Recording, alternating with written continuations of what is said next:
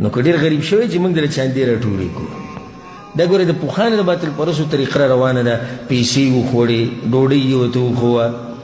پلانې کار یې اوس هم دغه وایي کجورې ورته وښوې پیسې یې واخېستې یو پیر چې وي رفریدین وکړي 15 شراله پرې ورکوي داسې ځای ما ته چې ته وښایي زه ټول اول ورځم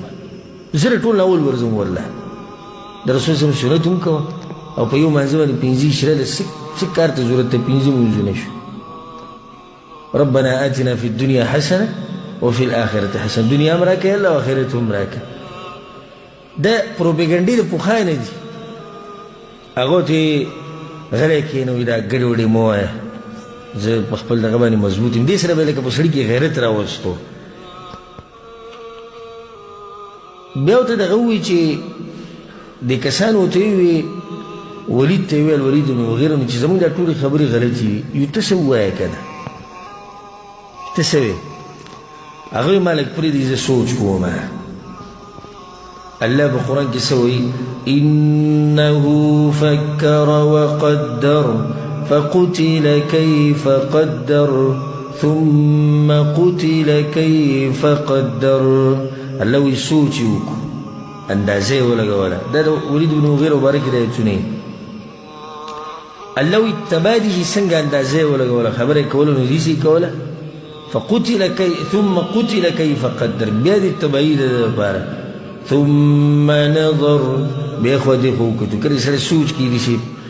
کته ګوري ګوري بیا یې سر اوچت کړي یو ته وګوري بل ته وګوري ثم عبس وبصر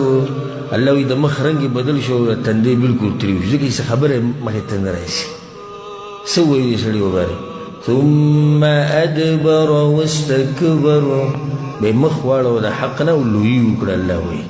ځکه ته لږ ساعت مخکې ګوره ما ته اوس ته وایي که دی به خپله وایي دا خبرې به زورورې کېږي خو په دې باندې څوک نشي زورور کېدی نو بیا څه وایي فقال إن هذا إلا سحر يؤثر إن هذا إلا قول البشر دومره هوښیارو دی په دې ټولو کې دوی ته یې وایي داسې کار وکوي وای وای دا جادوګر دی داسې به وایي خو تفسیر یې مخې ته کوئ ګورئ پرېږدئ یې مه په دې مجلس صرف جادوګر دی وایي دا جادوګر دی جاء بقول هو سحر د ده سره څه خبرې دي په هغې کې جادو دی يفرق بين المرء وأبيه پلار او زوی جدا کوي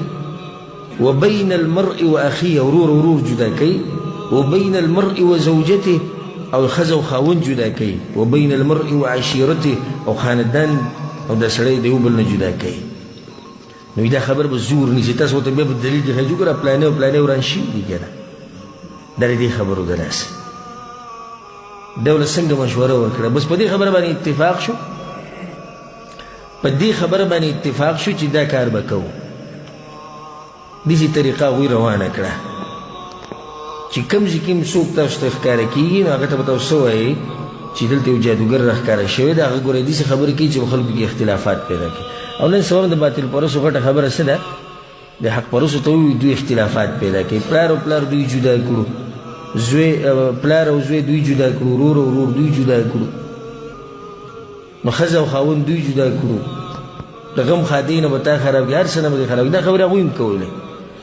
دا کار چې کله شروع شو په دې ټولو کې غټه ذمهواري چې چا له دې خبرې اخیستې وه هغه و ابو لهب ابو لهب وایي ما له به غټه ذمهواري راکړي نو هغه به ګرځېدو په رسول صم پسې شاته د حج په دې موسم کې